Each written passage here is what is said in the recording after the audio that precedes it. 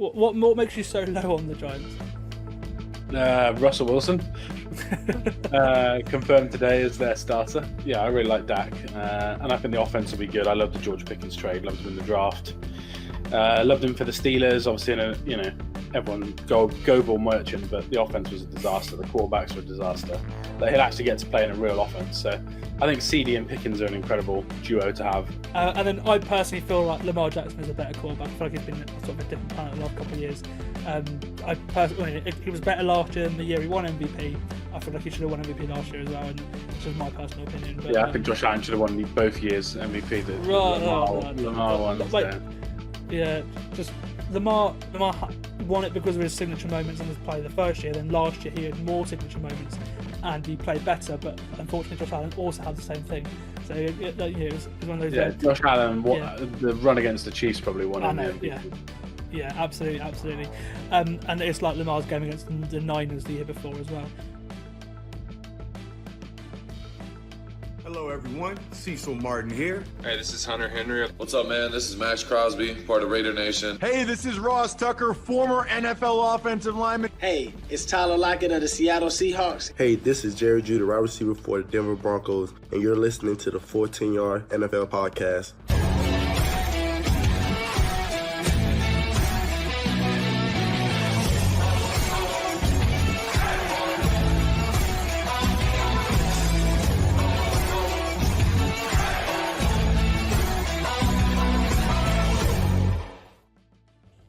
Hello everyone, welcome back to the 14 Yards NFL Podcast. This is your host Sam Moores here, and training camps are finally underway, and whilst we're waiting for some injury or contract news to break, I thought it would be a perfect time for a bit of fun. That means it's time for everyone's favourite or least favourite part of pre-season power rankings. As of today, all 32 NFL teams have reported for training camp, at least some with rookies and stuff like that. So with the help of Liam Horsley, host of many podcasts on our network and regular guest on this podcast, in this episode we will reveal where we believe each team stands right now before the pads come on and preseason games start. Welcome back to the podcast, Liam. Obviously training camp is here.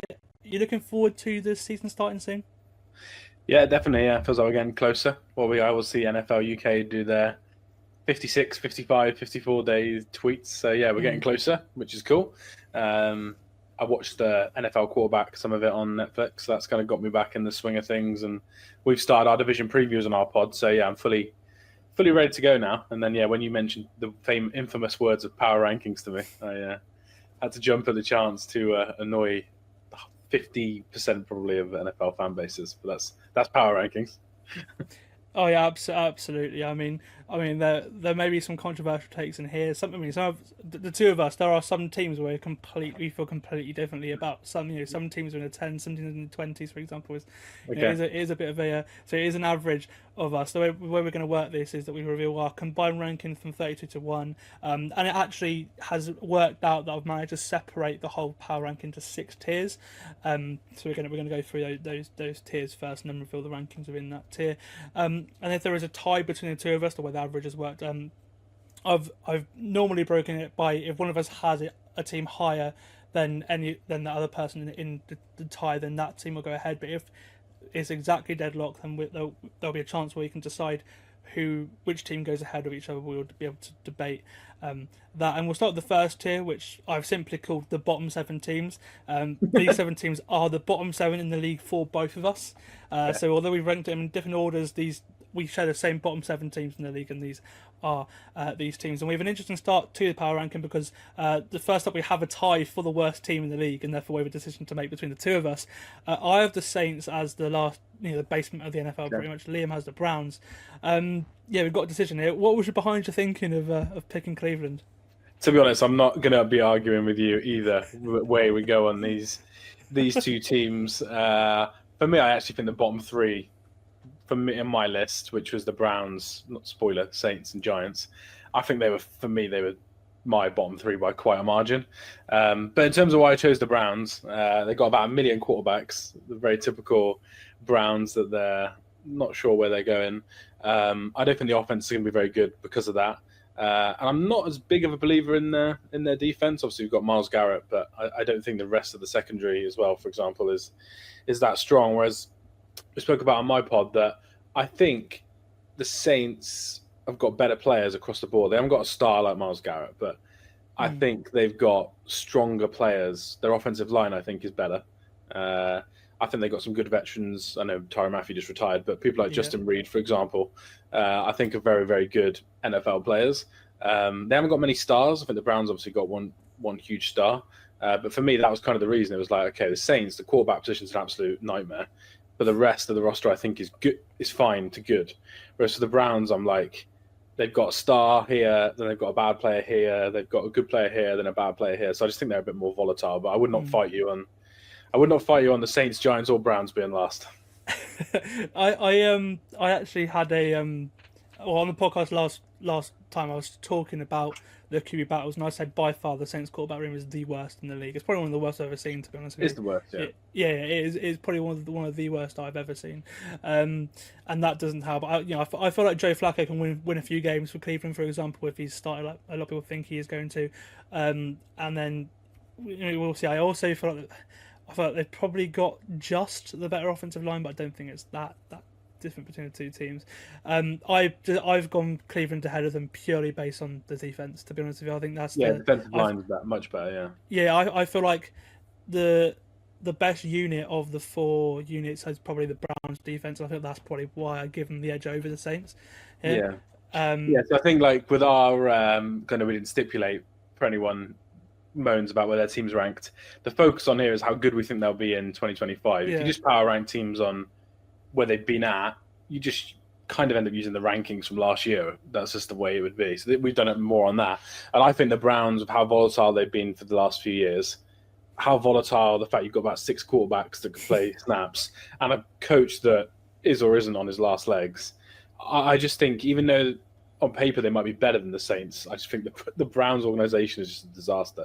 The one thing about the Saints is they're always steady. Like, the problem is they're too steady. They're never bad enough to actually get a draft pick. Exactly, and they've been in cap hell for the last however many years. Yeah, so that's my thought process. More, I probably would agree if we wrote the teams out on paper. Yeah, the Browns are probably stronger, but in terms of where I think they'll be at the end of the year, I could just see again the quarterback position for the Saints being bad, but there's not going to be any drama. Whereas I think for the Browns, anything could happen with that room, anything could happen with that team. And I think, Myles Garrett, if they're 0-7, you know what I mean? He's not going to be afraid to come out and speak to the media. Yeah. So, but I see where you're coming from. I'm happy to put the Saints last if we need to. Mine was I think purely because I feel like, well, you look at what Kevin Stefanski has done with bad offenses, especially as well. I personally think if I was to pick any coach of all the units, I'd pick Kevin Stefanski as well. So I feel like that's my thinking. But we're going to go with Browns. But again, it's close. It is really close. Let's go Saints last, Browns second last. Yeah. That's what we do. Right, and then the remaining 5 teams in this tier are the Titans at 30th, the Panthers at 29, the Giants at 28, just making it to 28 on the fact that I had the Giants higher than most of the other teams on this list. The Jets at 27, and then the Colts at 26. Although all these teams are in our bottom 7, there are some disparities. Like the fact I have the Giants at 27 and Liam, you have them at 31. What makes you so low on the Giants? Russell Wilson, confirmed today as their starter. And I just think that, similar to what I said about the Browns, they should have gotten rid of the GM and the head coach and started again. It was the perfect time. They haven't. They both need to keep their jobs. They need to win. But they have a quarterback that they probably should play and lose and give reps to, but they're going to play the players that help them quote-unquote win. And I just think the organization's a bit stuck in that. I guess the only reason I'd say you could have them higher is the defensive line is incredibly good. It's one of the best defensive lines in the NFL. But I do genuinely think the offense might end up being, there's a chance the Saints might be the only worse offense in the NFL than the Giants for me. I think that's where I was at. And I think Brian Daboll is a ticking time bomb, to be honest. Mm-hmm. I can see the Giants having a top 10 defense and worst offense in the league. I think that's what I agree, can see. Their defense is really good. It's not, mentioned the defensive line. Obviously, we'll see what happens with Kayvon Thibodeau. But the defensive backs, they've just added Javon Holland, for example. He's Yeah, he good is player. a year ago he was named as PFF's #1 free agent going into free agency. A bit of a down year for Miami, which is why he didn't get as much as he thought he would in free agency. But he's certainly a cracking player. They've got the other defensive backs as well, and the the linebackers. There's the defense has got players on it. I can see it being a top 10 defense, and that's why I've put them ahead of. I don't feel like the Colts, Jets, Titans, Panthers have any unit that the Giants have on their defense. I feel like that's why I've got them ahead of them. But again, I agree that the offense is terrible. I think. Go on. Yeah, I was just going to say, I think where I'm at is I think if you look at both sides of the ball, I think the Colts, Jets, and Titans don't have a unit as bad as what the Giants' offense will be. That's kind of I think the Titans' offense could be good, and the defense could be just slightly bad, like below average. I think the Jets' defense could be good, offense slightly below average. I think Colts, they could both be average. Whereas I think the Giants could have a top 10, like you said, and then have such a bad offense that it's almost a write-off. And the fact they've got such a hard schedule this year, the Giants, I just don't think. That was kind of why I was thinking of for my tiebreakers, I was like, right, this is who's going to have the best year. Okay, with the schedule, I just don't see the Giants winning many games. So I just think they, whereas I think the Saints, for example, Panthers, could beat teams in their own division. Colts, Titans could beat teams in their own division. Jets could beat teams in their own division. For the Giants, I think that they're just going to lose every game in their division potentially, and lose every game against the AFC. So that's kind of my reasoning for them. But I do agree with you; their defense should be good. Yeah. Just before we get on to anything else, I think the Panthers being this low is a bit of a shame. With how well Bryce Young played towards the end of last year, he was brilliant towards the end of last year. Again, top 10 QB numbers in pretty much every single metric last year. Second half last year was great, but just they haven't addressed that defense enough. That defense is still like trash. If we, they've tried to fill in stopgaps. Got a few guys there, but that defense needs. It's gone from bad to very bad to just sort of below average, and it's still a bottom 5 defense in the NFL, I think. And however much they've added to it, they still haven't addressed that position enough for me. And then look, Titans and Jets, they're young rebuilding teams pretty much. Obviously the Jets have just paid Sauce Gardner and Garrett Wilson, which we talked about last time. Those things happen, the Titans, they're a bit of a weird one because they spent so much in free agency last year, but they've actually sort of hit rebuild mode again, and their roster's now worse than it was last year, and they've got a rookie quarterback, so they're sort of starting back again as well. And then you mentioned there the Colts just so average. Like, how many superstars do the Colts have? They're good at everything. But I saw a stat today. I think they've got the 4th highest paid receiver room. And can you really say that any one of the receivers are top 10 in the league, for example? Like, it's one of those things. I agree. I think obviously everyone in the bottom 7 they're all in the same tier, so you should feel as good and bad about them as each other, but you don't, because the Titans and the Jets, especially the Titans, I feel like there is a future there. Do you know what I mean? Like, the offensive line's good and they've got a rookie quarterback. If that works out, they'll be good in 2 years. But if it doesn't, they won't. But if it, there's hope. I think for the Jets, there's hope that they have got some superstars and they've got a good defense again. And, I know Justin Fields might be a bit of a stopgap, but there's some hope that they've got the right coach and they've had a restart. Whereas, like you said, the Colts there's not hope at the quarterback position. The coach is in a win now mode for the year, and the roster's aging in certain places, and like you said, average. I definitely feel, even though they're lower on my rankings, I feel weirdly better, about the long-term future, definitely, of the Jets, Titans, and Panthers, probably than I do the Colts, to be honest. But it's just, as a one-year thing, I could see the Colts scraping a couple more wins than the Panthers just by, having more average players, so they haven't got as many holes on defense, like you said. I absolutely agree with you. We'll go to tier 2 now, which I've called could win 6 games, could win 10 games. It's very much, these teams are going to be very hit or miss this year. I'll start the first 4 teams of this group, which are the Raiders at 25, the Falcons at 24, the Dolphins at 23, and the Patriots at 22. All 4 of these teams are between 20 and 24 on our list as well, so we all feel pretty similar about these teams as well. So they're probably frisky, but I think they're a little bit away from winning regularly. Obviously, we have the Raiders and Patriots who are rebuilding with new coach and staffs, and then the Falcons and Dolphins who have looked great on paper in recent years, but have failed to live up to those expectations. I think that they're 4 teams going in 2 different directions, aren't they? Really? Yeah, there's some big money spent on 2 of them, and then some big draft capital recently spent on the other 2. So, I'm glad we were kind of lockstep on these, because the order you can debate, can't you? But when I was mapping out my list, there were certain 4, 5, 6 teams where I was like, okay, they'll be somewhere in that bunch. And yeah, those 4 teams I all felt very similar about. I think a lot of other people seem to be higher than the Raiders than we are, I would say, from the other podcasts I listen to. But yeah, for me, I think we're bang on with those 2 teams. Even though the Raiders are rebuilding, they've gone for old quarterback, old head coach, and obviously spent a lot of money on a star pass rusher as well, right? So they are rebuilding, but they've spent some assets. Do you know what I mean? The Patriots are really the only team out of those 4 that aren't spending a lot of money or a lot of cash in the next 2 years. So, but yeah, I just don't think any of those teams have got a chance of winning their division, personally. See, I'm actually higher on the Raiders than you are. Yours, that's what's brought it down a little bit. I felt they can be frisky. I actually quite like their defense. I've got them at 23. But again, I'm not a big Geno fan as to other people. Obviously, I know you're a bigger fan of Geno than I am. And we'll see. I just feel like there are better teams in the AFC than the Raiders. And I think that will let them down a little bit. But I certainly feel like they're good. And the Dolphins. I feel like should the Dolphins add a corner or 2, they might be higher up on this list. I just feel that secondary right now is terrible. It's probably the worst in the league. When you got Kadeko, who's a boundary corner, he's probably your best corner. You've probably got Cam Smith, who looks like a bust in the second round, and Kendall Sheffield right now, who's your 2 outside corners. It's like it's not looking great now. Obviously, they've been in touch with Russell Douglas and Asante Samuel, and we'll see what happens there. They're probably going to sign a veteran corner or 2.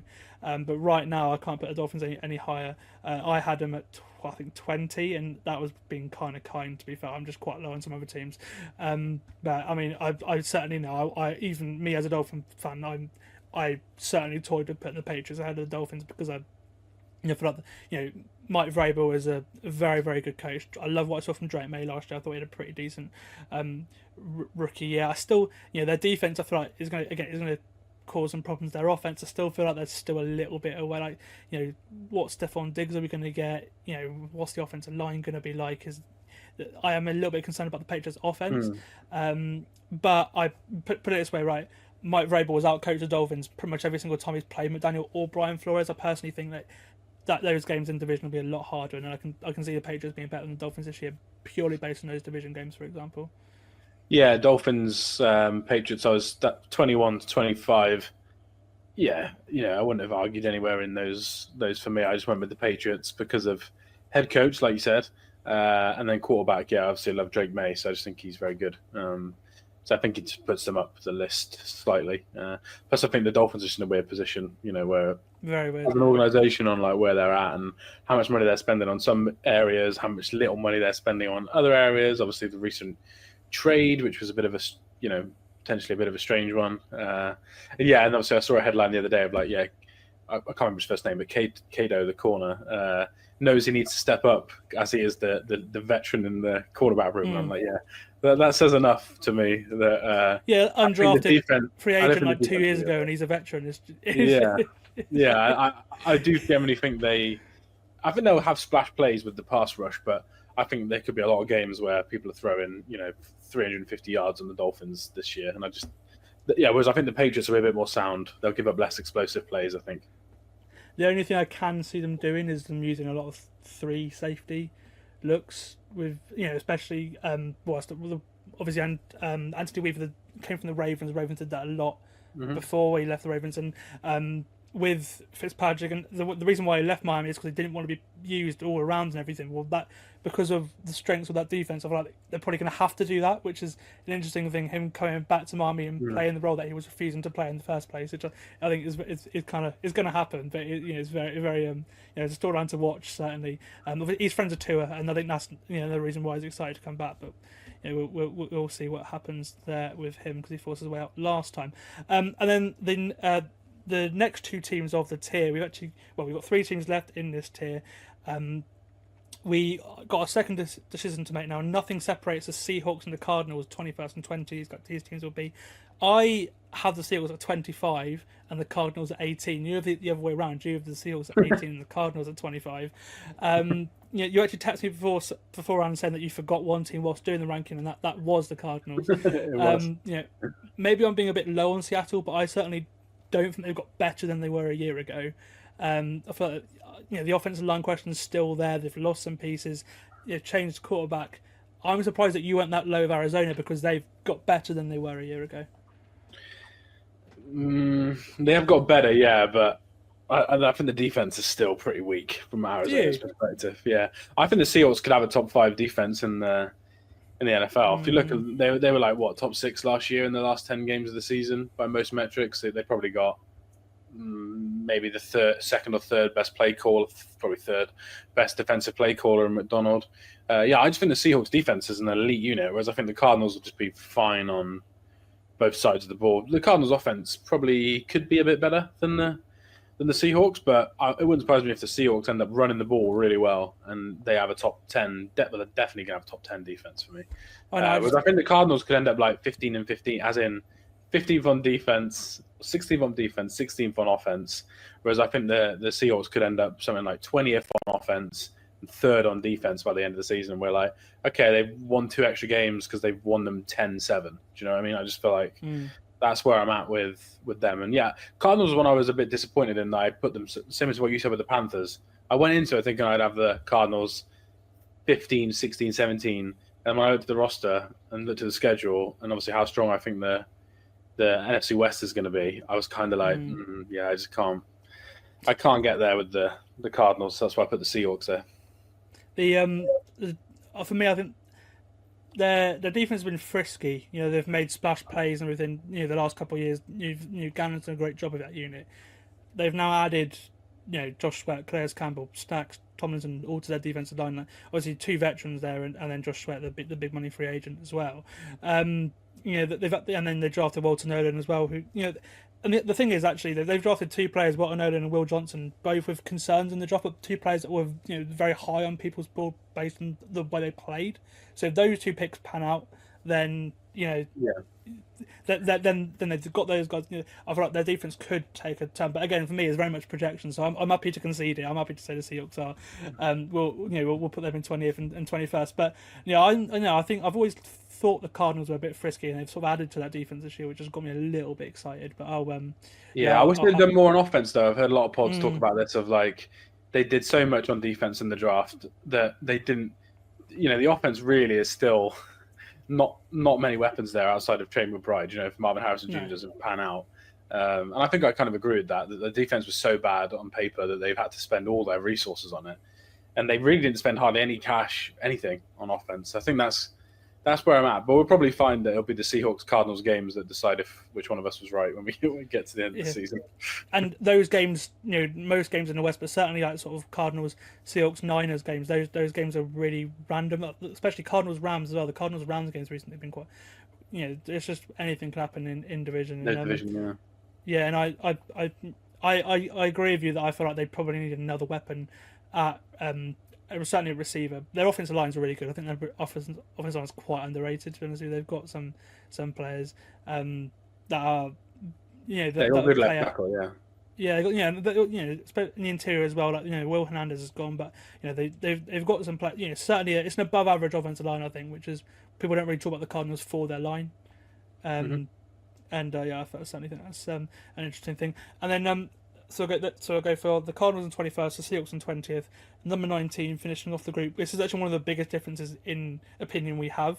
I have the Jags down in 22nd. Do you have them in 15th? I feel like judging on what we saw last year, the offensive line was terrible. They've not improved that. Like, why? I'm interested as to why you're so high on this team.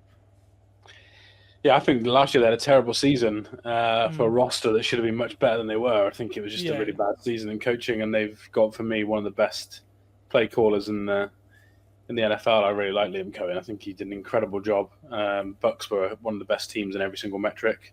I'm still a believer in Trevor Lawrence. And I think the defense should be good. The defense should be good, and I think with that offense, you've got Travis Hunter and Brian Thomas Jr. as your 2 wide receivers. I think that could end up being a top 10, top 7 wide receiver duo in the NFL, literally as a rookie. And then I think, the offensive line was the concern last year, and I think the tackles were still worrying me. But Liam Cohen's done, the Bucs offensive line was supposed to be a worry for last season, and now it's one of the best in the NFL. And I think, Liam Cohen just knows how to coach around those things. So, that was why I'm so high on them. I actually, if you want a double hot take, I actually picked them to win the division on our AFC South podcast. So even though I put them lower than the Texans on here to try and be less hot takey, yeah, I do think they could bounce back. I think their offense could be the best in the division. So that's why I'm a little bit higher on them. And the defense has got enough first rounders that it should be good. So we'll see. I know it should, we had this exact conversation last year. I was really excited for the Jags defense, and they had the 31st defense in terms of yards and 27 points allowed. It's like we're in a situation last year, and they've got the flash plays at pass rusher, but their defense at the point last year, they've lost some players in the back end as well. Admittedly, they've added the likes of Jordan Lewis and to this team, and obviously Travis Hunter. How much he plays at defensive back, we'll see. But so you'd like to think they could improve, but I just, I'm so disappointed by what I saw last year from the Jags defense that I've sort of called off them a little bit. It's like I was so excited last year, and then they just, it's the second worst unit in the league last year. I don't feel it's got better, and that does worry me a little bit, even though I do feel like there's so much talent there, as you said. And then, just, in such a big year for Trevor Lawrence, this feels like, the offensive line, mentioned, especially from outside, does worry me a little bit. So that's why I'm lower. But where did you have them ranked? I had them at 22. And where are they on our list now? 19. A joint list? Okay, yeah. So, basically in the middle of where we had them. Yeah. I think I'm happy with 19's fine. I was debating between, we won't spoil it, but who I've got in 15, 16, 17. I could have put them in any order. So, yeah, I'm happy with having it. Yeah, where we are. Yeah, I just, like I said, I'm a believer in the offense. Yeah, that's it's made some sort of weird scenario for our next two tiers. This tier here, tier 3, is called on the playoff bubble. So these teams are sort of, teams that you can see getting between 9 and 11 wins, and therefore in and around the wild card mix. Some might make it, some might not. Those teams are the Cowboys in 18, the Bears in 17, the Steelers in 16, and the Broncos in 15. Now we are split on quite a few of these teams. You're much high, You're much higher on Dallas than I am. I'm much higher on Pittsburgh and Chicago than you are, which I think we just made them. It's pushed some teams up in this as well because of how sort of different we are in opinions there. We'll start with Dallas because they're the first team on this list. You've got them at 13, while I've got them at 19. I can't say I'm not surprised by that. Yeah, I did think we'd be a few. I could have guessed we were probably a bit different on there. We've done so many pods together. I should know the answer to this, but I don't know if you're as high on Dak Prescott as I am. But yeah. I don't know. I feel like the year 2 years ago was really good, but then the 2 years either side of that, he wasn't good at all. And I think it's before he got injured last year, he wasn't great. The year before, I thought he was an MVP candidate, and then the year before that, obviously, he led the league in picks. He's had sort of a very, very good year in the middle of two not great years. I think I don't know how I feel about Dak, to be honest with you. Yeah, so I really like Dak, and I think the offense will be good. I love the George Pickens trade, loved him in the draft, loved him for the Steelers. Obviously, everyone go ball merchant, but the offense was a disaster. The quarterbacks are a disaster. Like, he'll actually get to play in a real offense. So I think CD and Pickens are an incredible duo to have. Everyone kind of likes Jake Ferguson. He's a good level tight end at worst. And then I think their interior line, so they're going to have BB probably start as centre. Tyler Booker, they drafted in round 1 from Alabama, who I loved. Tyler Smith, who was incredible last year, made it onto an all Pro Bowl team. And then, left tackle Tyler Guy, and he's kind of the swing. But I think 4 of the 5 offensive linemen are good. Dak Prescott's good. The 2 wide receivers are good. They just got to try and cobble a run game together, which I think, is probably the part there's a bit up and down on offense. And then on defense, they've lost obviously a lot of depth, but they've got stars. Do you know what I mean? All over the place is what they are. They've got a star. I'm not worried about their defense. Yeah, just how their offense looked. Obviously, losing like Zach Martin retiring, for example. Of course, Booker was a great pick in the first round, and they've always been good at generating these offensive linemen to come and step up. They're one of the best coached teams on that position, so that doesn't worry me a little bit. But I just feel like it's going to take a little bit of time to adjust. And then again, the running game, Javonte Williams, Miles Sanders, like there's a bit of a what kind of version of those guys are you going to get? I feel a bit of a weird scenario. The defense again, actually, the first 2 picks in defense is what I really, really like. So you've got three rookie that I think could make an impact right away, when they're healthy. And I can see why I got Dallas so highly. I personally just, I don't know what we're going to get from Schottenheimer. I don't know what Dak we're going to get. I don't know what version of the run game we're going to get. I'm just so a bit of the Dolphins. I feel like, what are we going to get? That's why Yeah, I I can't. think there's so many stars there. I'm just confident in how good I've they got are. them And next to each other. Schottenheimer. Oh, go on. I've got Cowboys and Dolphins next to each other because I feel like they're in very similar spots. It's just, what are you going to get from? I just think their roster. I think their players are much better than the Dolphins. Really? Much better than the Dolphins. Much better than the Steelers players. You know, for me anyway. Much better than the Bears players for me. And again, the other thing, you know, I think the defense could be amazing. Like Matt Eberflus, not a very good head coach, but before that, incredible defensive coordinator. That's the one thing they always do well. They spend a lot of money on coordinators. And again, Schottenheimer might not be a good head coach. He's a very weird hire, but he's called good offenses before that have ran the ball well, play action down the field. Well, 10 years ago, he was talked about as, you know, next hot head coach. You know, it's not that long ago that he was in the for example, where Ben Johnson's been for the last couple of years. You know, So I think they'll be good. But again, I do agree with you. They're like the Dolphins in the fact they're very volatile. I could see them winning. Well, I couldn't see the Dolphins doing this, but I think they're volatile. I could see them winning 12 games. I could see the Cowboys winning 7 games. Whereas I think my point is I can't see teams like the Bears, Steelers touching 12 games. Do you know what I mean? But do you not really? See, I disagree. I disagree with you there. Like, I mean, I think the Bears are probably more surprised than the Steelers, because Steelers, you sort of expect them to get 10 wins or so every season, just what they do. But you know, well, nine wins. We expect them to get 9 and no more than 9. I mean, I just think that, you know, they've already got a great defense. That's, you know, the defense last year was not an issue by any means. It was it was a decent unit. I don't know, they got killed down the stretch though. Killed down the stretch. Yeah. But then, admittedly, when you're in a scenario where you don't know who, you know, that those teams that you got head coaching concerns normally crumble towards the end anyway. And then obviously, you know, the sort of buying into the Ben Johnson hype with the offense. When Caleb wasn't scrambling around trying to be Superman last year, he was actually he had some moments where I was like, you know, okay, he's gonna have a good career in this league. Especially, for example, the London game against the Jags. That if you watch that game, he was, you know, he's one of the best PFF grades all season as a quarterback. For example, he's excellent in that game.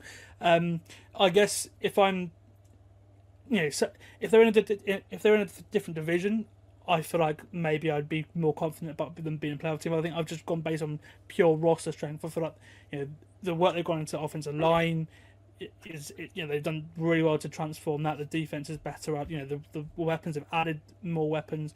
I just feel like, you know, this on paper should be a playoff team. The division they're in doesn't help, but I just feel I really like the Bears heading into, you know, the Bears. So it's going to go wrong at some point. But in terms of just on paper, I feel like this team, with this head coach, with this GM, they've just extended Ryan Poles.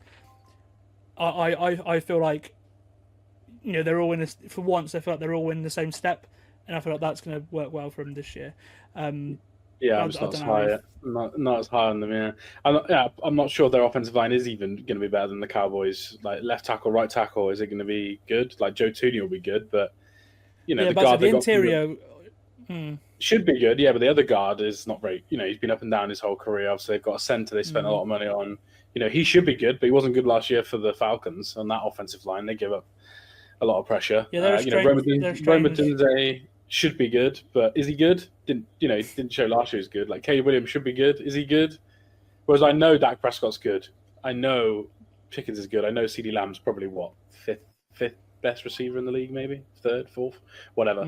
So I think that's for me. I agree with you. I think the Bears' ceiling is high, but there's so many questions.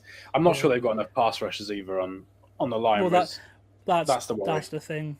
Yeah, they've paid Dieta Bingmo from the Colts, and obviously, but we'll see how he pans out. He's quite a high price free agent, but I can see. But I just feel like, I'm sort of, if I'm looking projecting, I just feel like they could have a really good year, especially if they hit the ground running. I'm also a lot higher on Pittsburgh than you are. Yeah, maybe it's just me, but I just can't put a Mike Tomlin team as low as 19th like you have. Obviously the defense, so much talent. Well, the trade recently, we discussed it last podcast. I don't think it really changes anything, to be honest with you. I feel like you got two decent safeties anyway. What Minka Fitzpatrick is going to do is what Jalen Ramsey's done later in his career anyway. It is very much as if you can get Jalen Ramsey to buy in and play safety like Vic Fangio tried him to do a couple of years ago. I personally feel like that's not going to be that much of a difference with them there. Obviously, they've just extended TJ Watt. And Aaron Rodgers isn't what he used to be at all, but his numbers last year were decent. For Aaron Rodgers, maybe not, but for a quarterback, they were decent numbers. That almost just fringe Pro Bowl level quarterback, and that's all the Steelers have needed for a while. They just need that sort of Pro Bowl level, 8, 9, 10 quarterback, and I thought they could get that this year with Rodgers. Obviously, Johnny Smith as well. I feel like he's going to have a really good year back with Arthur Smith, as he did the last 2 times he was with Arthur Smith. And this time last year, this podcast, we were both really low on Pittsburgh this time last year, and they proved us wrong there that overtime wins, but there's still no playoff win, and I'm guessing that's why you think there's something in that where they just can't. Yeah, well, I just think there's 14 playoff teams. Like they're clearly, for me, ignore the Cowboys and the Bears, they're clearly not better than all the other AFC teams we've got above them, and they've got to play the AFC North every team twice, whereas the Cowboys get to play the Giants twice. Like their schedule is just easier for me than it is for the Steelers. I think on Steelers on paper are fine, but yeah, I'm just a bit worried about Aaron Rodgers. Everything he hates doing as a quarterback is everything that Arthur Smith does on offense. So it's like, are they gonna bow down to Aaron Rodgers like the Jets and Matt LaFleur did in that last season, or are they gonna make Aaron Rodgers do the Arthur Smith offense? He doesn't throw to tight ends. He doesn't turn his back on play action. That's what Arthur Smith does. That's his offense. So maybe after 4 weeks they come out and they've changed their offense, or Aaron Rodgers has bought in and they look better. But at the moment it's just like too many questions for me. And I think the fact they've lost their starting left tackle with Aaron Rodgers being as immobile he is, I'm just a bit worried that the offense might not be as good. But for me, it's more that I really like all the teams I've got above them. I know you're not as high on the Jags, but if you ignore them, like all the other teams above them that we haven't spoken about, plus the Broncos, for example, teams like that, it's like, well, the Broncos are our next team. Yeah, the Broncos are the last team in the tier. They're at 15. Obviously, tough division as well. But like, with that coach and that defense, there's no surprise that they're up here. And obviously, Bo Nix had a good, he had the rookie year we expected him to in terms of confidence, but then he elevated a little bit as well, which is a nice surprise. Yeah, definitely. Yeah, I guess I thought I was lower on them, to be honest, than what you would be and what consensus is. I've got them at 14 and they're at 15. So yeah, so we're very similar. Yeah, I thought you might be a bit higher on them, to be honest. I thought I was a bit low than what I've seen. I've seen people put them in the top 10 because obviously the offense is good, the defensive line's good, secondary's good. I'm not quite sure that with the weapons and Knicks, he'll be as good as he was.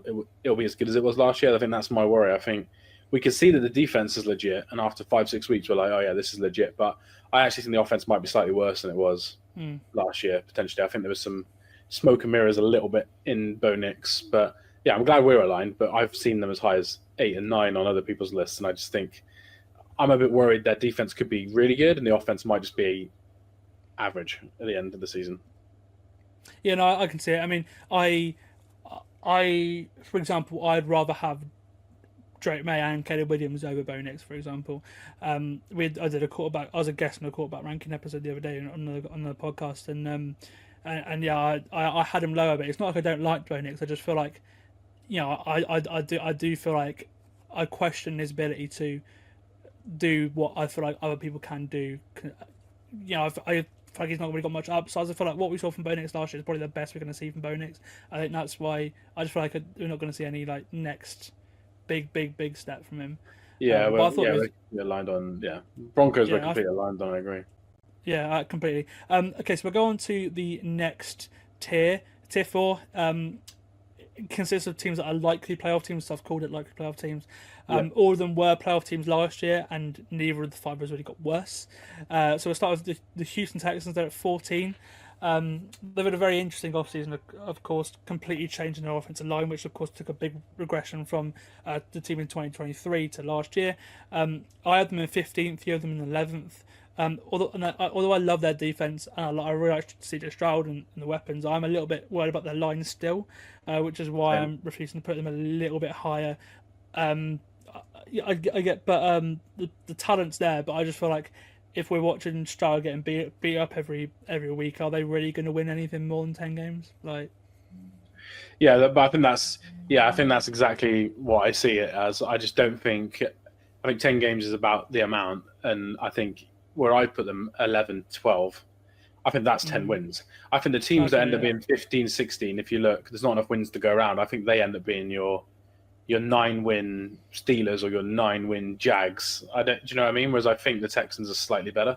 But yeah, I'm with you. It's the offensive line. That's the big worry. And obviously, if the offensive coordinator is actually better than last year, like he should be. Bobby Sloak wasn't very good, but we don't know he will be. We'll find out when we 5 or 6 weeks into the season. So, yeah, the line is their biggest worry. But again, going back to what I said about the Seahawks, I think Texas defense could be, best in the AFC potentially. That's how good. It won them games down the stretch. It won them like 2 or 3 games just purely from defense. Yeah, it won them games down the stretch last year. It was tremendous.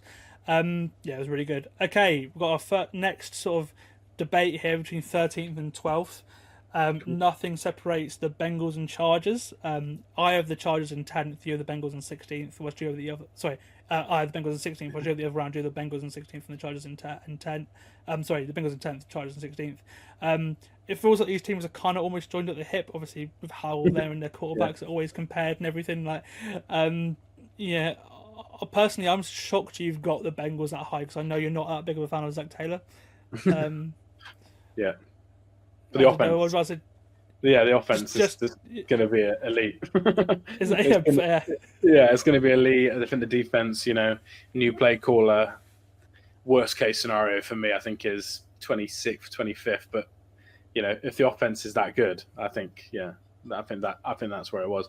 I'm not going to lie. I was probably artificially slightly higher on the Bengals because I'm negative about them. I don't like them as a team. So I was trying not to be biased.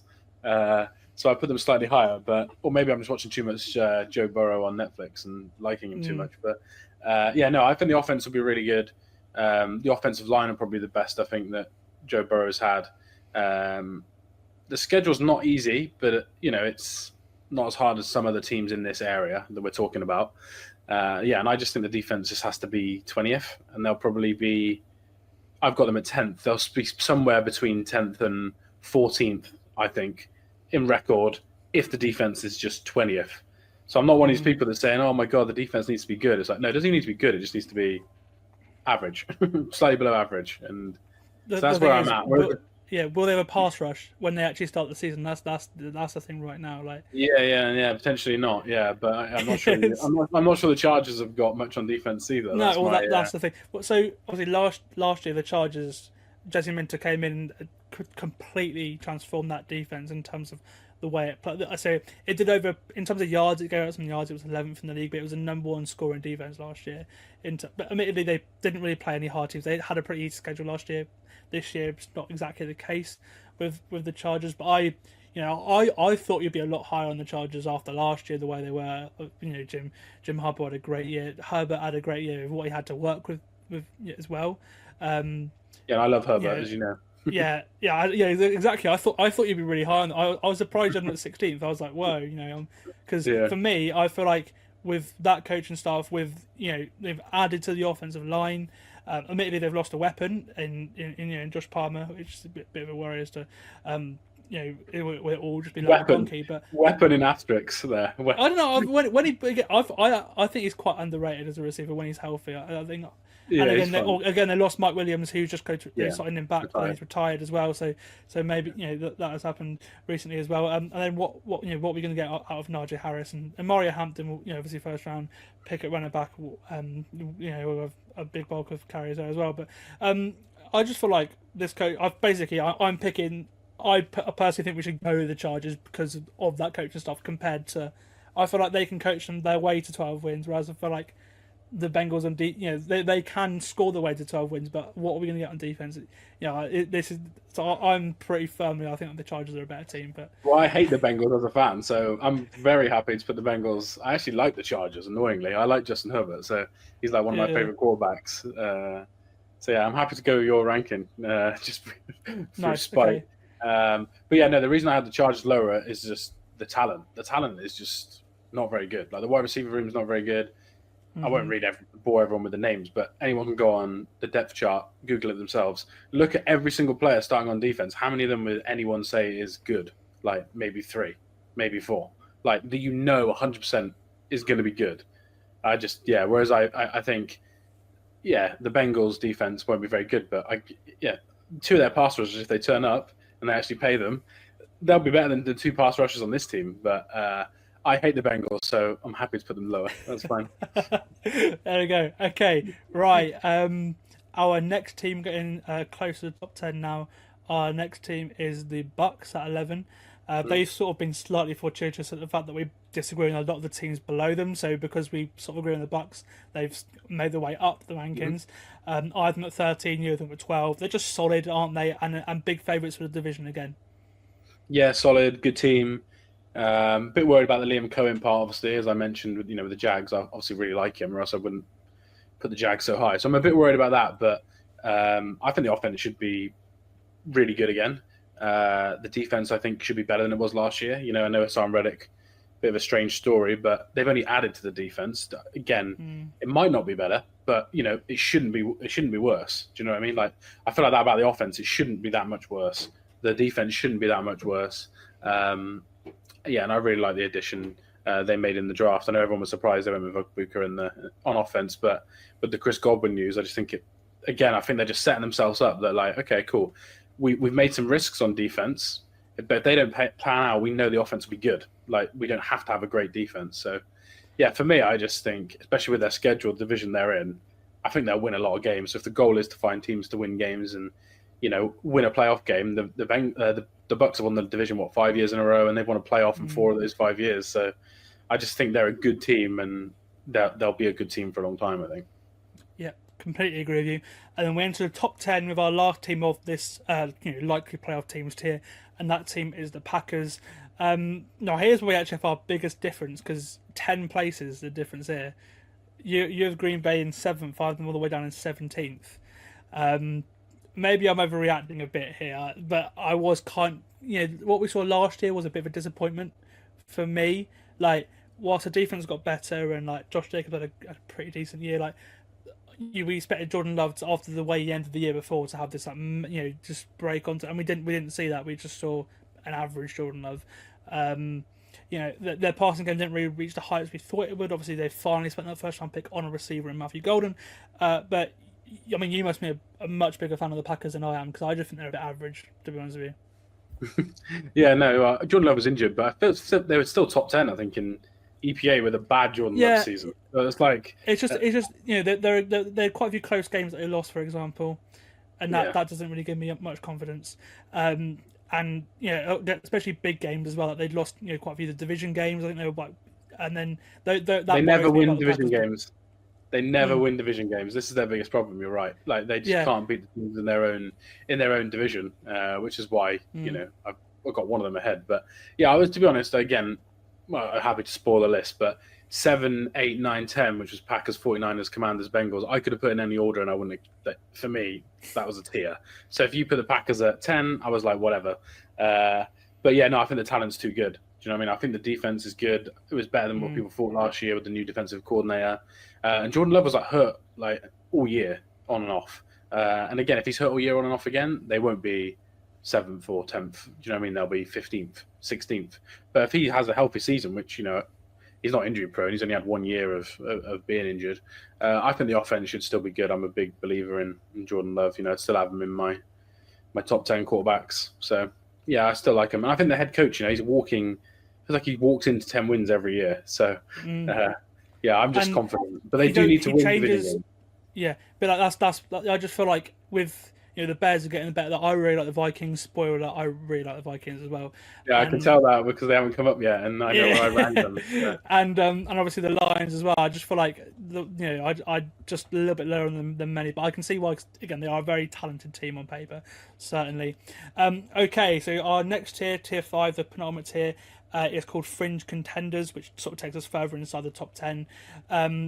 here are basically 3 NFC teams that are slightly below the main contenders right now. They're the second best team in their divisions or third for some of us. But they could absolutely make a deep playoff run because they've got some, they're in different stages, but we both agree that they're in around the top 10. Other than team number 9, the Vikings, I have them as high as 7th. Few of them in some places lower than 14th. I can understand why, because they're a very hard team to judge this year. Of course, the biggest factor is the quarterback. JJ McCarthy has never played a regular season game before, so we don't know what we're going to see there. That is a big factor. But obviously, this coaching staff may be the best in the NFL, maybe second to the Chiefs. It's up there. And they added to the team that came so close to winning the division and getting 14 wins last year. They were very, very big spenders in free agency as well. They've got pretty much gone all in whilst McCarthy is in his rookie deal. I just feel like the defense. Brian Flores is a great coordinator. They've added to that defense. They've made the offensive line better as well, getting the 2 guys in from the Colts. And they've made the defensive line better as well. Defensive back, not so sure about, but that pass. I was going to say I was waiting for you to get to the defensive backs. But that pass rush should scare the life out of people, and I feel like everywhere else on that team they've spent so much money on it, and they're in a situation where they'll win now. It's just whether they're going to have a growing pains with the quarterback, and really, isn't it? Yeah, they're definitely in win now mode. Yeah, I did find them hard to rank again. I was looking at it from our aspect of where they finished the season. And I think the division's hard, really hard. And again, I obviously like the Packers and obviously like the Lions. So, do you know what I mean? I just find it hard to think that the Vikings are going to finish above those 2 teams for me. But again, it was mainly the quarterback. I didn't like JJ McCarthy coming out.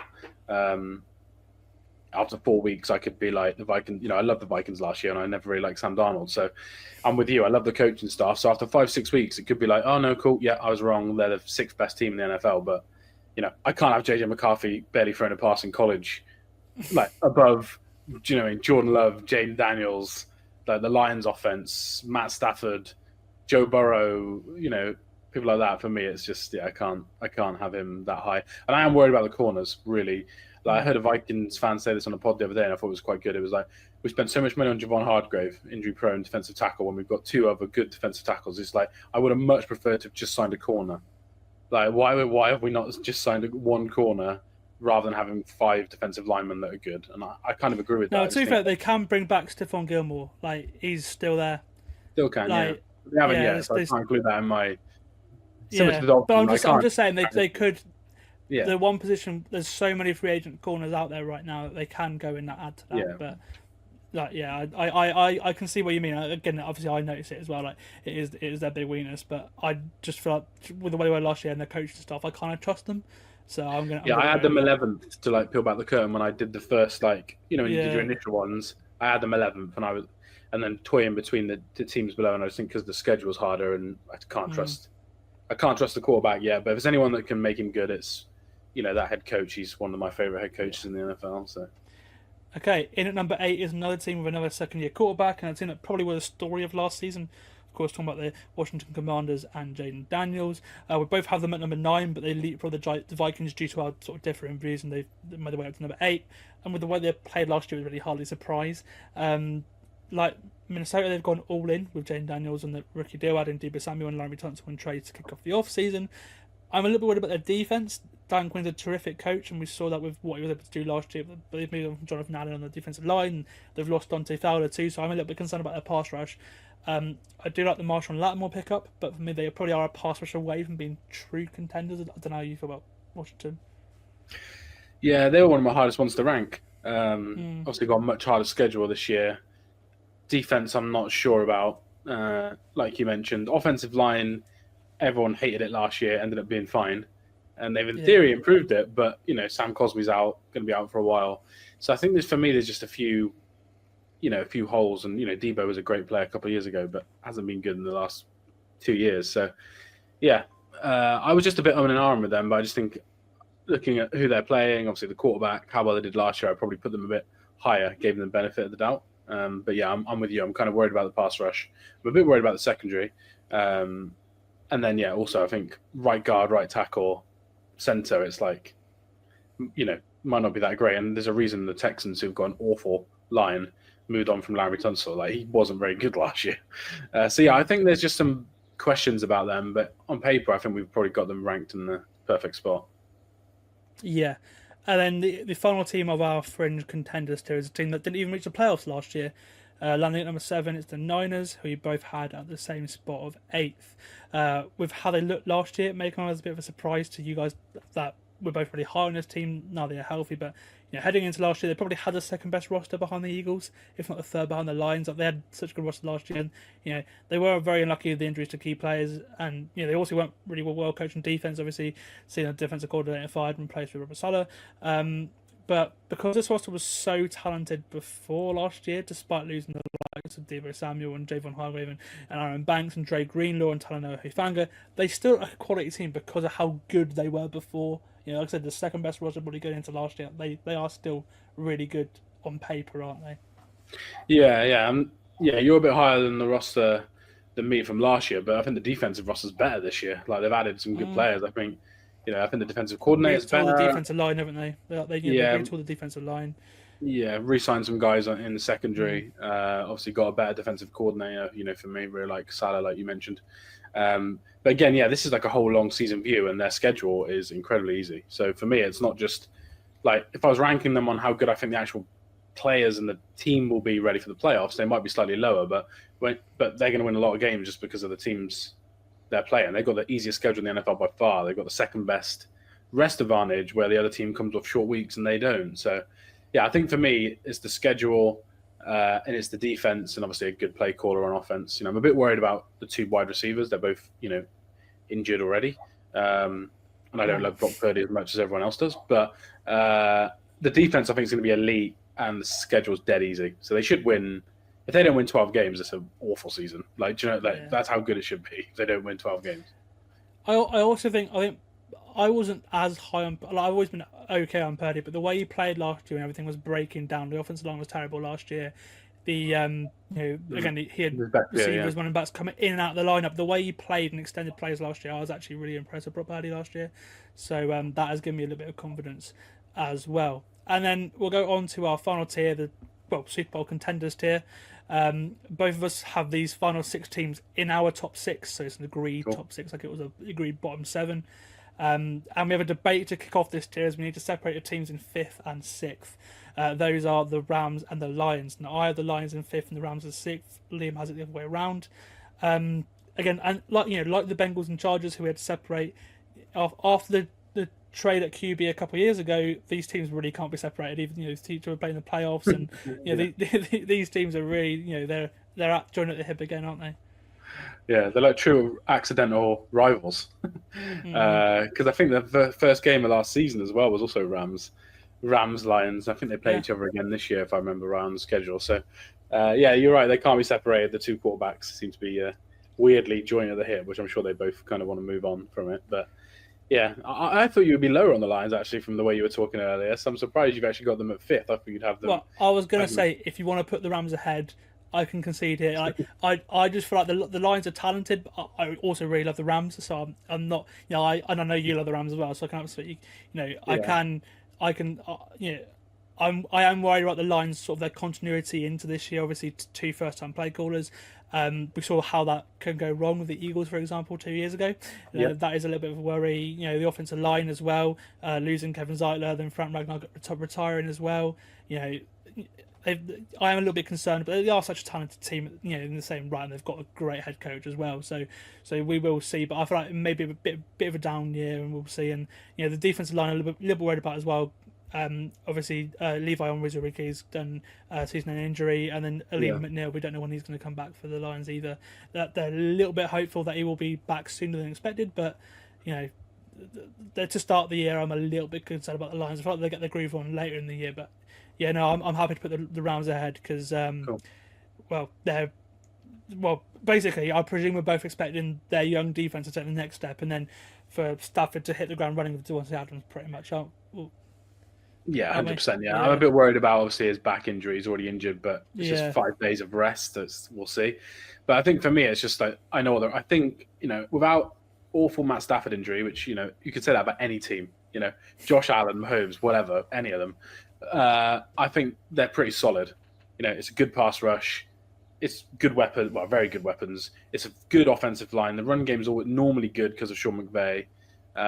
Whereas I think for the Lions, it's like, I can see where it'd be good, but there's so many questions. You've got your best pass rusher coming off an injury, your second best pass rusher's out for the season, brand new interior offensive line, brand new OC, brand new DC, brand new cornerbacks. It's like a lot of change, but I think the Rams are quite solid. So yeah, I'm happy to go. I always love the Rams anyway, so I'm happy to go Rams at 5. I almost put Rams higher, but I decided to not be too biased towards my NFC Rams. Right, in at 4 are the Bills, and they're reigning NFL MVP Josh Allen. Of course, got to the AFC Championship game last year, a year that was supposed to be a rebuild for them, really, after moving on from a few key pieces that saw them win 4 straight division titles. But they went on to win their 5th straight division title. They fell just short against the Chiefs in the championship game as well. But they've added to their team this offseason to have another run at their first Lombardi Trophy for the franchise. But weird free agency for them. They have added pieces. What we're going to see from Joey Bosa, we don't know. Again, what we're going to see from Josh Palmer, we don't know. Their last couple of receiver pickups haven't really worked out very well.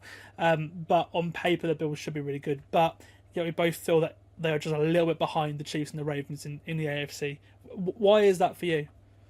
I was so close to putting them 3rd.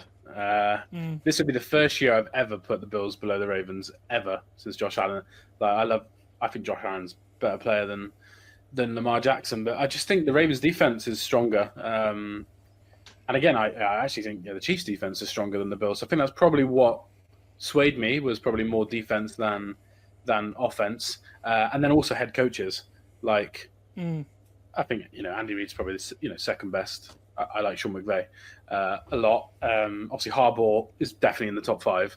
But McDermott, I've always been this way. I've always just think he's good. He's not bad, but he's good. He's not exceptional. And I just think that's probably the difference for me, is the defense and who the head coach is. But yeah, normally I always put the Bills, 2nd or 3rd.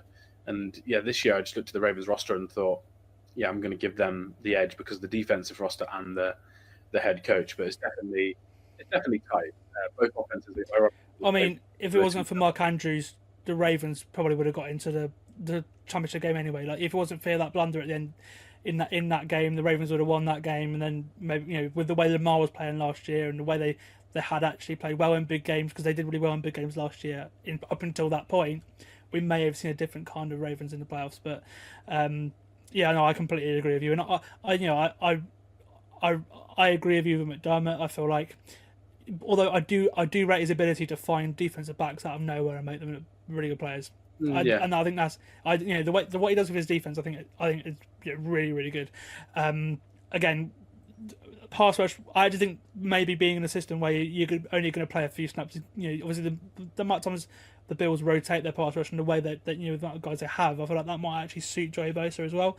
So we'll see. He's hurt already, though, isn't he? So. Exactly, when he's healthy, that's exactly what I was going to say. And then I personally feel like Lamar Jackson is a better quarterback. I feel like he's been sort of a different planet the last couple of years. He was better last year than the year he won MVP. I feel like he should have won MVP last year as well, and that's just my personal opinion. But I think Josh Allen should have won both years MVP. Lamar won. Yeah, just Lamar won it because of his signature moments and his play the first year. Then last year he had more signature moments and he played better. But unfortunately, Josh Allen also had the same thing. So it was one of those. Yeah, Josh Allen. The run against the Chiefs probably won him the MVP. Yeah, absolutely. And it's like Lamar's game against the Niners the year before as well. Okay, we are going to the top 3 now, and we have a decision to make as to who comes second and who comes third in our power rankings. I have the Ravens as my number 2 team. You have the Chiefs as number 2 team. I feel like I'm probably fighting a losing battle here. So, you're the host. You can do what you want. You can do what you want. I just feel like, but I'm not going to it's a trick one because the Ravens on paper, I feel on paper, are a better team. I feel like they're probably the second best team on paper to the Eagles in spoiler alert in the NFL right now. But obviously, when it comes to the postseason, who do I feel are going to win? I probably would pick the Chiefs, and that's where I will probably side with Kansas City here. But I absolutely love the Ravens on paper. I feel like the record. everything except their record against the Chiefs and Bills recently tells me they may come unstuck in the postseason again. But the way they performed on the stretch last year, the way Lamar played in big games, I do think he's the way he's played the last 2 years has been, again, he's for the first time this year I picked him as my number one quarterback in the quarterback ranking. I've never done that before, but this year, the last 2 years, and again, it was with way Mahomes has been the last 2 years. It's been hard. You can always make an argument for Josh Allen too, which obviously you can. You've been trying to make.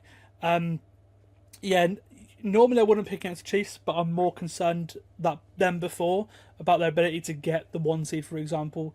Obviously we'll see what happens with Rashee Rice. The offensive line still worries me as well, and obviously that is a bit of a worry. And I do like the defense. I really like Spags, but I'm less confident about the Chiefs this year, but I can still see them beating the Ravens in the playoffs, which is why I'm going to pick Kansas City. Yeah, but what are your thoughts on these two teams? Yeah, I'm much more confident that the Chiefs team is better than last year's team. As we did the pod, I was so worried about last year's left tackle situation when we did the preseason pod, which proved to be correct. And I was worried about the wide receivers as well, which probably was a bit wrong on. It was just injury luck was obviously terrible. I think our team, Chiefs team is better than this year than last year. Last year there was just some luck around those 1-score games, and I think last year was probably the worst roster on paper that we've had. Whereas I think this year was stronger. But again, I think the Ravens are also probably stronger this year than they were last year. Maybe only slightly, because I like their first round draft pick. I think DeAndre Hopkins is a better option than Nelson Aguilar, for example, as your wide receiver 3 or 4. So I think they're slightly better, but I think the Chiefs are slightly better too. I think that's why I had them both above the Bills, is because I feel like the Bills are very similar to last year. I think they'll still be good, and maybe some of the players proved us wrong from last year's team, but I don't think they're any better than last year. Whereas I think the Bills had a depth. That's the thing. The Bills didn't have any depth last year. They, obviously they did the rebuild, and then it was meant to be a rebuild year. They had, if the Bills had more injuries last year, they would have not been where they were. This year they've had a depth to that, but they've not really got any better quality wise. I do agree with you there. Yeah, and again, I just think Patrick Mahomes, Andy Reid, Spags are just better than what the Ravens have got. But a lot of people on the Minicam show have been putting the Ravens above them. But yeah, I think people are worried about the Chiefs' offensive line. But I think on paper, I think it's better than the Ravens' offensive line. Do you know what? I don't think you're crazy saying that. Yeah.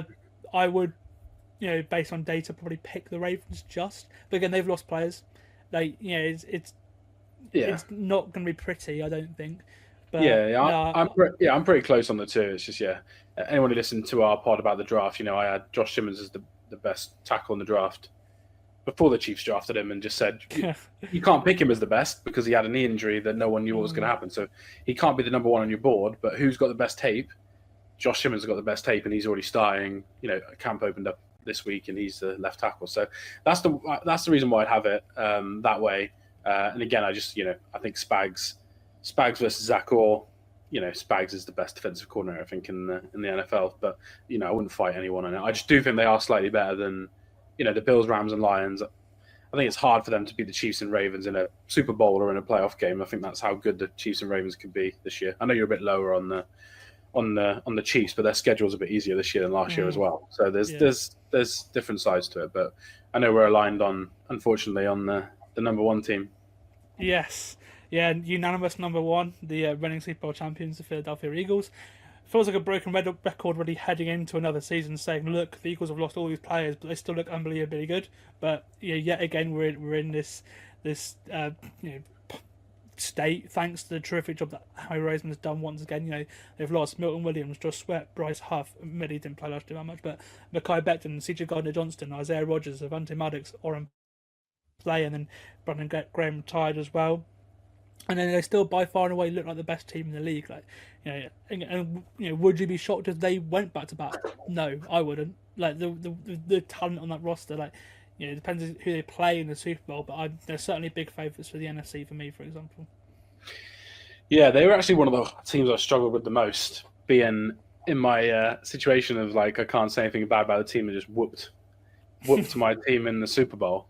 But when I started it, I had the 3 AFC teams above them, and then changed it because of the fact they play in the NFC. But yeah, I think the offense is just amazing on paper.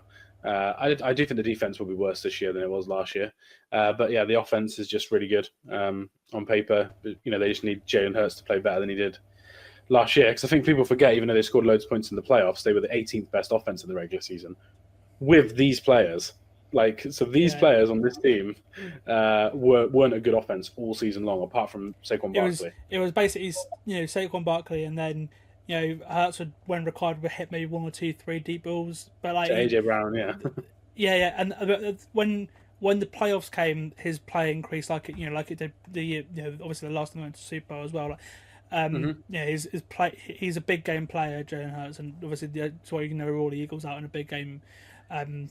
Or any sort of relevant game, but when the way he's played in the regular season the last couple of years, again, you feel like they are gettable.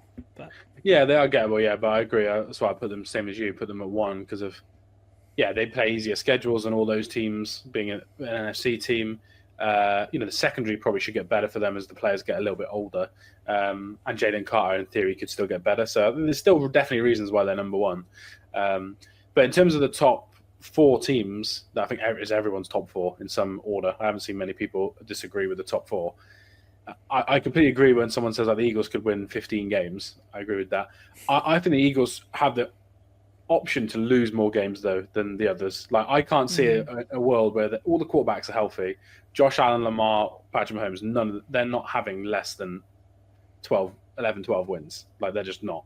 But I could see a world where the Eagles only win 10 games because of a couple of offensive games don't go their way, but then they get to the playoffs and they blow everyone out. They're just a very kind of bit more boom busty. I think the AFC teams, you know what you're getting with Lamar, Allen, and Mahomes. But yeah, I think the Eagles with their schedule, their defense, their defensive coordinator, I think they'll win a lot of games in the only thing is, obviously Saquon Barkley's got a very, very dodgy injury history. If it goes down again, what is this team? They need Jalen Hurts to play like the player, like the contract he's got if he goes down, because they're gonna have to pass the ball a lot more. And you're right, what was it, the most amount of touches ever last year? So history says that's not good. But yeah, if the offense stays healthy, they'll win loads of games. I just think there's a world in which they win 10 games, which is still good, and they could still win the Super Bowl. But yeah, I agree. I just think there's more of a chance they win 15, 16, whereas I think the Chiefs, Ravens, Bills, they'll beat each other and get capped at 13 wins or something like that. So yeah. Right, that's it for today's episode. Thanks for listening to us reveal our 2025 preseason power rankings. Whether you agree, disagree, or think you're completely off the plot, let us know. You can find us on Twitter at 14 Yards, or drop your thoughts in the comments. The last podcast did really, really well, which is a nice thing to start the season on. Big thanks to Liam for coming on. He's been a great regular guest over the past 2 seasons and will continue to be in 2025. If you've enjoyed the episode, a quick rating or review really helps us on keep growing on podcast platforms. And if you're watching us on YouTube, a like would be really highly appreciated as well. So many of you listeners aren't subscribed or watch us on YouTube, so if you'd like to get notified when we upload our next episode, don't forget to hit the subscribe and the notification bell next to it. Subscribe button, sorry. I'll be back next week with another guest as we start our division previews ahead of the 2025 season. But until then, I hope you have a great rest of your day. It's a bye for now.